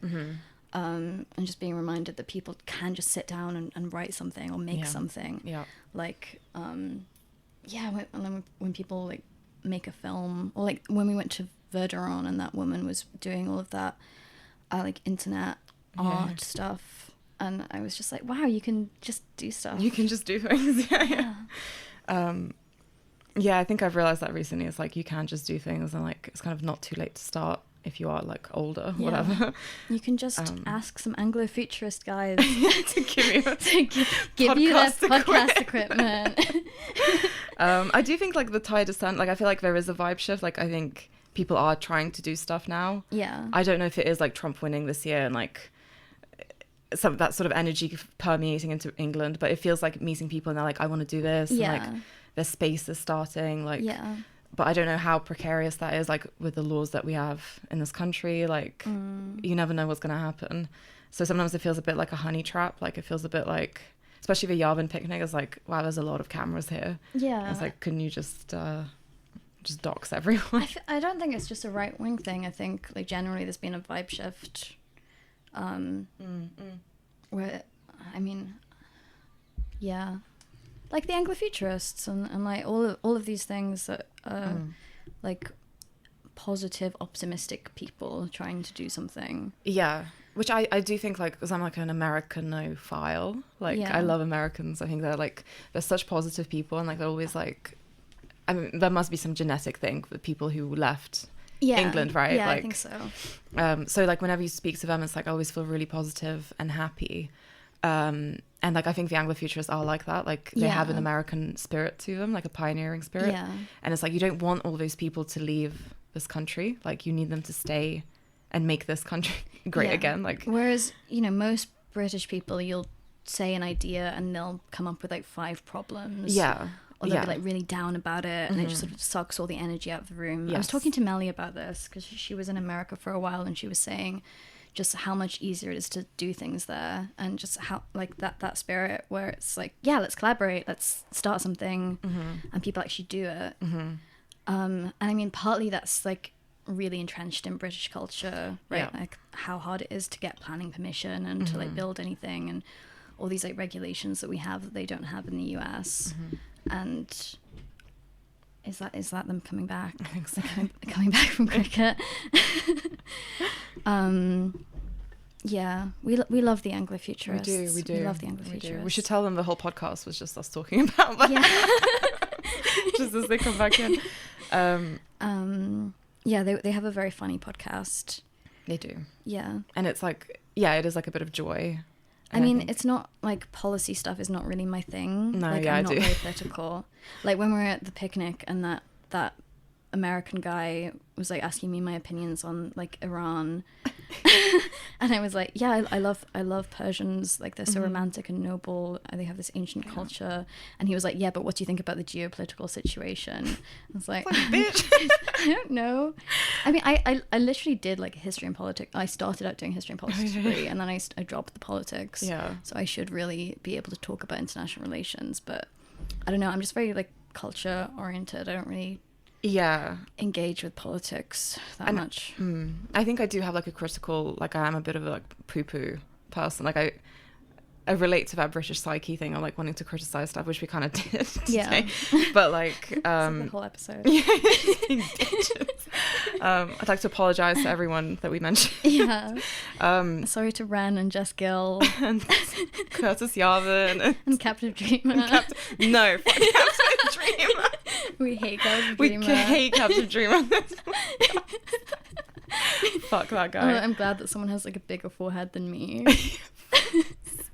It's not a good look on a guy. On a girl, it's gorgeous. It's like neotenous. Thank you. But on a like guy, aristocratic. It is. It's like Rihanna. I love her so much. Yeah, so true. But I was listening to Auntie again, and it's such a good album. It's so good. And then she never did anything again. Yeah. And then she gained a bunch of weight and got pregnant. And it's like, I hell love yeah, that. hell yeah. I love that. I love her so much. I was speaking to a leftist at this like picnic and talking about marriage, and like we started about gay marriage and stuff. But like I was like, he was saying like he wouldn't get married, and I was like, yeah, why would you? Like, there's no protection for married people now. If you're not Catholic or if you're not a religious person, coming from like a trad, community or something. Sorry, I'm just filling this room with vapes. So much vapes. It's like all these little lights just. Yeah, I asked Tom if we could vape, and he was like, anything for my beautiful podcasters. Whatever keeps you going. Actually does help. It does help. It's like letting some degenerates into your house. Yeah, we must like not smoke, not vape. Yeah, I just can't sit here for 2 hours without vaping. I do think I definitely like when you're in like right-wing circles, everyone's like a smoker. That I love. Yeah. Yeah. But that does feel like a little bit trad. Lindy. Yeah. I mean, at the film thing yesterday I went to, everyone was smoking. I think it's just a good way of gauging, like good people. Like people with taste. It is, yeah. I mean, I do think some of it is like some people who smoke, they start as like peer pressure to fit in and to look cool. Like, so then you're like, okay, so now I'm going to be talking to someone who just wants to look cool. And I definitely find that like artsy spaces, like there are some people who like, they just want to be an artist, like a type. But those are the ones who smoke rollies. Yeah. Not straights. Right. You can trust a straight smoker. Okay. It's expensive, right? Yeah, but that means they're really committed to it. Like hemorrhaging money from their non-income. Yeah, I mean, I don't smoke. I smoke Luckies now because they're £12 from Sainsbury's or like supermarkets. 20. Yeah, whereas Camels, which I used to smoke, they were like £7 when I started smoking, and now they're 20. And I can't spend £20 on a pack of cigarettes. No, especially if you smoke. Like how much do you smoke? I don't actually smoke that much. I only smoke maybe. It depends whether I take my ADHD meds, because when I take them, I just chain smoke. Interesting. Like today, and I'm like smoking and vaping at the same time, like double fisting it. And I wake up in the morning, and I'm like, better do it again. Like, it smells so bad. It's like the only way out is through another cigarette. Okay. Yeah. It's like your whole room's just like full of like. Yeah, I've been smoking in bed. Oh, It feels so trashy. Yeah. I live in like a crack house. Yeah, I thought you lived in a fancy area. And then I live in a fancy area, but the building itself is like a crack house, which is Okay. how I can afford to live there. Right. And everyone smokes inside, which I like. I like all the halls smell of stale cigarette smoke. It's like a French hotel. Yeah, Yeah. Like a Jean Rhys sort of experience. Yeah. With the brandy as well. The brandy's gone. The brandy's out. Now it's just Red Bull and like bubble tea that I order on delivery at like 1 a.m. It's like £10. 2 large bubble teas. Please. Because I forgot to like buy milk, and I can't drink water. You can't drink water? I don't drink water. You don't drink water? No, it's too thin. Just like me. I'm actually really fat right now. Because of all the milk I've been drinking. All the liquid calories ice cream. mainlining. Like, this is good for me. This is good. No, I'm really into live water. I've been drinking a lot of coconut water. Okay.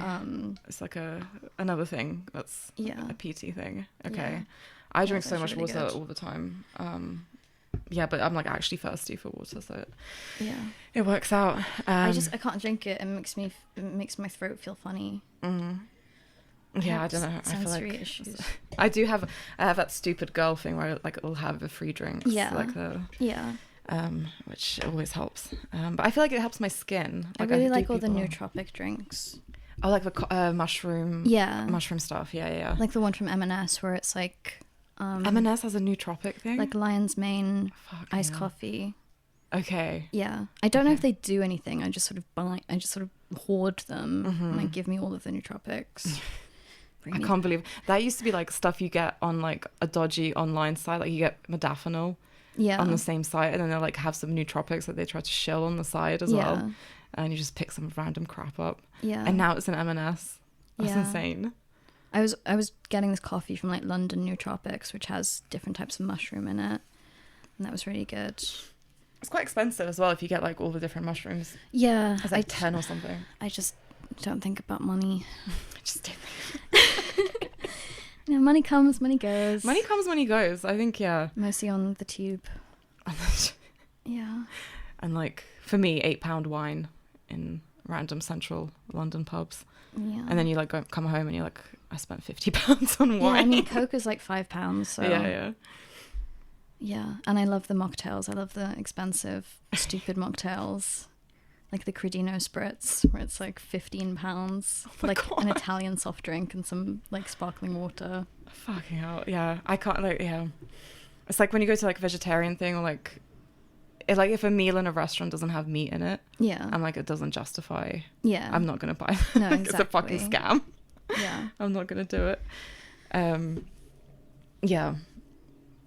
Yeah, I don't know. I'm like hopeful. I'm hopeful for the future. I think trying not to get doxxed. So that's why. Yeah. But I feel like sometimes if I did, it would be like very freeing and very... Yeah, it's so freeing. It is freeing. But then I feel like you have a profile that you can like, because you've got like money coming in from like Substack and stuff. Yeah. Whereas I feel like I'd be a unemployed stay-at-home wife. Stay-at-home mum. Stay-at-home mom. Baby. Yeah. I want to have like a Ubermensch child. We can just get really rich from podcast. Yeah, Voidcast. not like the market saturated by women doing No, I think we have a niche here. I don't Yeah. think there are any other funny British women. No, I mean, women aren't funny. We were talking about this. Except my friends. Yeah, except all my friends. Women are funny. I think like we were saying, like, you have to either be ugly or grow up ugly. You have to either have autism, Yeah. or soft autism, Like which is me. you, Yeah. or you I'm have like to- subclinical. subclinical. Yeah, right. I don't think you're autistic. Thank but- you. Thank you. And you're so skinny. Yeah. I'm skinny and not autistic. Yeah, they assessed me and they said I have a vivid visual imagination and an understanding of nonverbal communication. Yeah. I don't think you're weird in social settings. Like, No, I I can think make that's eye the main contact. one. Mhm. I was super weird when I was like a tween though. Who wasn't? Like, Yeah. it's But I mean, I did just spend like 14 hours a day on the internet, on like same, forums. Same, yeah. And yeah, It's called having a curious mind. Yeah. It's called. I love the internet. I love the internet. I miss I miss love being on Tumblr. forums, and they were like, you were talking to the same group of people in like 10 different threads, Yeah. and it was just like, you know, flashing on the screen all the time. And MSN was you getting like the nudge notification, the whole screen would shake, and it was like being on drugs. It's like such a rush, and I think the contemporary internet doesn't recapture that kind of thrill. No, and everything's like very siloed. So even going on Twitter is like, Yeah. I wish there were more leftists on there so I can have some fun Yeah. with them, but they're all gone. Yeah, that is sad.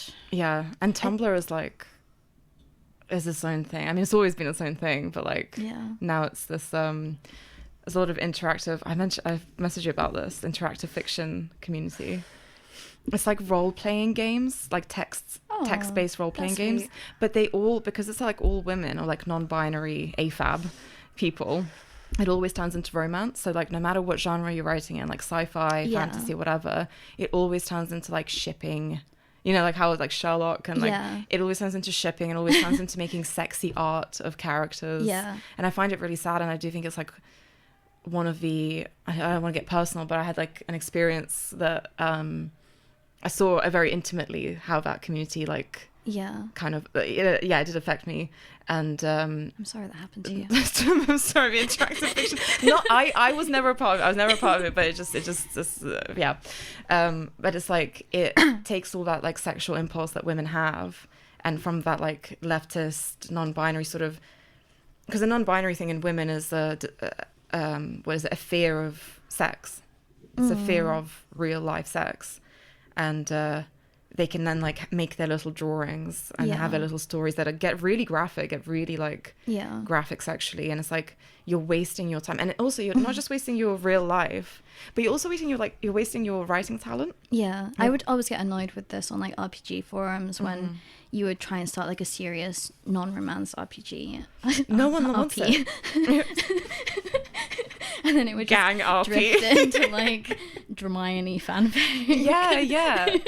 And it's like you should be having sex outside, and then you come back in, and then you write your little thing. Yeah. And I feel like it does just it like siphons off in the same way. But I think Twitter, like there are some ideas you like post on Twitter, like just as an offhand, that you could develop and you could write into an essay, or something that you could pitch to something.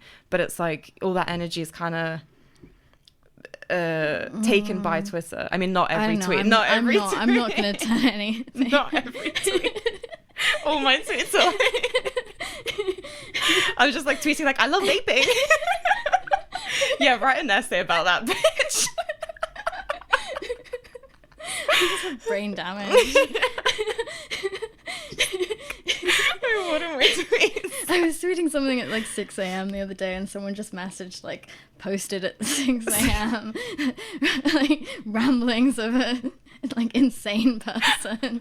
It was like sometimes you'll message me at like 1, 2, 4, 6. I'm like, okay. Yeah. She's not slept again. Yeah. But yeah, I think like there's so many like little traps you can fall into where you don't have real life. I do think actually being on Twitter and like engaging with people in the last few months has been like, I'm going out more because of Twitter people. Yeah. I've sort of given up on a lot of social groups. You also have a husband. Yeah, but that's not a social. Like, that's not a social life. That's my man. Yeah, but you've already done it. You've already achieved the goal of social life. That's not the goal. I've also never wanted to be married. I've never wanted like a man. I'm an asexual, femcel, lesbian, non-binary. I want it so bad. I think that's it. I think because I didn't want it. Like when I was getting married, like a lot of my like other like older friends were like, I can't believe you're getting married to you of all people. But there's something about not wanting, or blah blah blah. Like not having that desire that just makes you do it easier. Comes easier. But yeah, I think that community on Tumblr now is just very sad, and it makes me very sad. Are you still on Tumblr? No, I went back. I sometimes go on like every few months. I'll like log back in and see who's about. But I think like the interesting people went to Twitter, or Instagram or whatever, and then the ones that are left, again, it's that siphoning off. Like now it's just the anime sex community or sci-fi sex community. But it was such a beautiful platform, like Tumblr. The forum, I used to go on a writing forum when I was a teenager. I don't know, I feel like I shouldn't say, but it's like a writing forum for like teenage writers. And there was so many. DeviantArt? Huh? Is it DeviantArt? No, Okay. but that was an offshoot. And that was really fun. There were like loads of older like teens writing, being very edgy and being very like proto Red Scare, like sort of like doing edgy stuff. And I just thought it was so cool. It's like the coolest thing. And I do love the internet, and I don't think it's actually, I don't know if it's damaged me. I actually think like I got a lot out of it. I like Catherine D, like writing about the internet. Because I think it is like, especially if you're bored in a small town, or you're like, it's just like the most exciting thing ever. And I don't know. I don't think it's damaged. I don't know. Well, you're like an internet actual person. Like, well, I tweeted this the other day about like e-girls being high status, and people were like, it's not high status. But like, I read that tweet. I was like, that's a trap. Like, you just trapped. Like, it's a delusion of grandeur. Yeah. But like, if I go to these events and then people recognize me and they're like, oh, you're Rose. Yeah. And it's like, I've just been online for like my entire life. Yeah. Well, not my entire life, but since I was like 9. And like that's how I learned to socialize. Yeah. Like when I went to comp, I was so bad at socializing that I made my own forum, and I handed out the URL to people in my forum group. So I was mid-vape. What? Wait. You made your own. What was it called? It was like a pro boards forum. I don't know. Oh yeah. Yeah. It was like pro Anna boards as well. It wasn't pro Anna. It wasn't pro Anna. It was very like random XD. So you made a forum. Well, And then, Wait, like, what was it called? What was it called? I can't remember. And you were like, I'm gonna give everyone the link Yeah. to my forum. Yeah. Yeah. Okay, maybe you are autistic. Yeah, I was. I grew out of it. And then I got hot. Yeah, that helps. That helps. Yeah. That does help. But I made friends. I made my group of friends that way. And they were like coders. And we would have LAN parties and play Minecraft. Beta.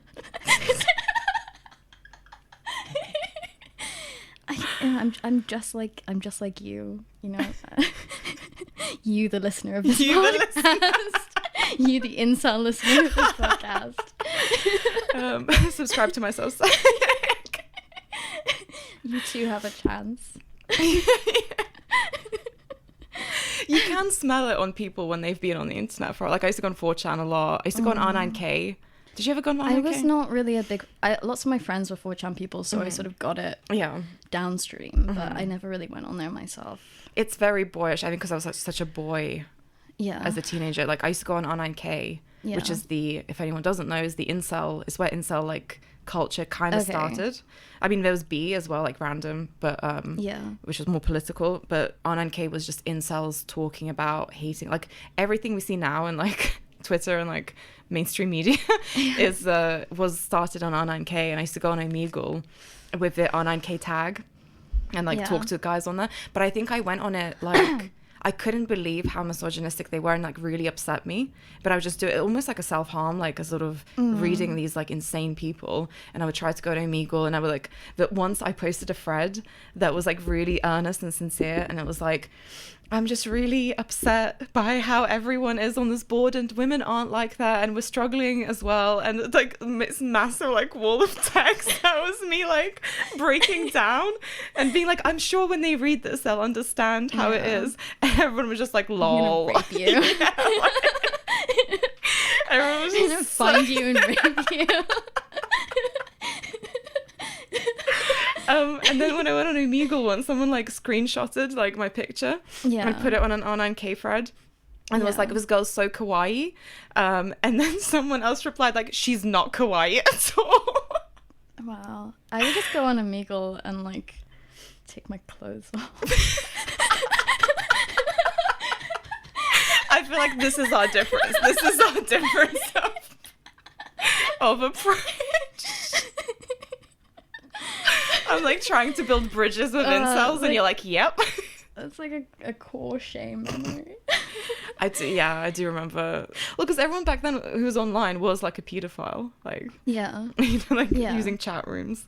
But it was a real time. But looking back, I'm like, what the fuck? Like, I should never have. I should not have had unfiltered access to the internet. I do wonder that, like, if I had a daughter, what would I do? I do think in some ways, like, the internet now is more secure. Like, it is like, she would just go on Instagram. Like, she would just go on. Yeah. She wouldn't be like, I'm gonna go in a random chat room and film myself or something. I mean, I was on Stardoll at 9 reading, like, hardcore lesbian porn that was like on what? Stardoll. Oh yeah. And I would use, like, my mum's phone credit to buy clothes from there. But, like, you would find these accounts where the doll was dressed up with, like, in, like, black leather with, like, a whip and stuff. And then you would go on the, like, the writing bit, and there would just be, like erotica. So that was your... I don't know. Stop talking about this. It's same with The Sims, where you'd make them have sex in the jacuzzi. Yeah. Because that was where you got to see the most. Yeah. Like in the... Yeah. Yeah, I think there's a mod where you can take away the... Yeah, which I didn't. Yeah, I was too stupid to get take that close. I was like, that's enough. I'm 12. I'll stick to that.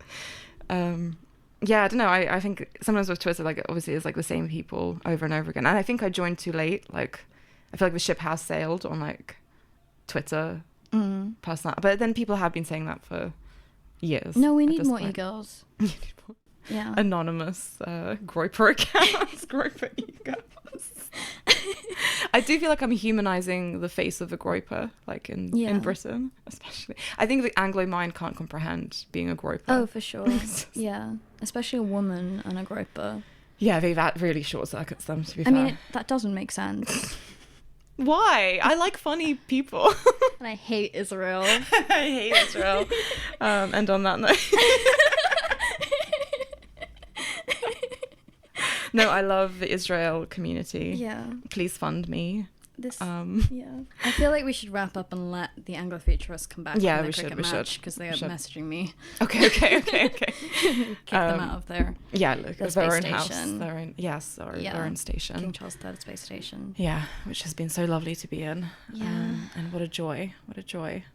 Yeah, women can be in space too. Women can be... Well, they sent women to space for 5 minutes. We've been in space so much longer than that. And we're loving it. We're vaping in space. Okay, let's wrap up. I think is that it? Is that it? So thank you, everybody. Gang break. School girls. All the nationals. Gang break. School girls. All the nationals.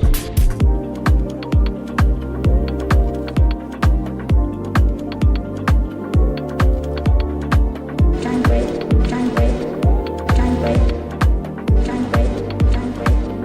Gang break.